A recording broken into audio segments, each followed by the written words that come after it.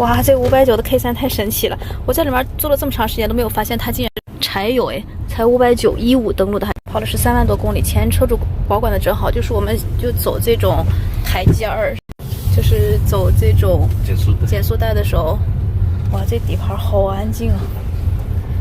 而且这个配置特别好，吓了我一跳，有那个一键启动、通风加热都有。柴油的 K3见的很少，我还怕声音大，但是在里面待了这么长时间，还开的空调，一点那种柴油声都没有。刚才我们去那个轮胎店加点气儿，老板还说以为是那个汽油车。iPad 行车记录仪都有，这个可以啊，那老省油了。现在又小车又柴油的话，还省成啥样的？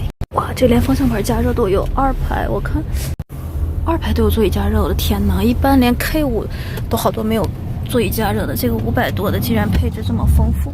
刚从性能厂回来，底部都看过了，一点漏油都没有。这还没有洗车状态，黑色的，外黑里黑，外面听有点柴油声，但是里面是真的一点都听不。去安静去省油，那这样的话一升估计能跑个17、8、9公里。我天哪，记忆座椅都带，哇哦！方向盘加热，咦，自动启停，不愧是15的，配置还行，而且还带天窗，好爽。这灯也蛮好看的，后备箱也。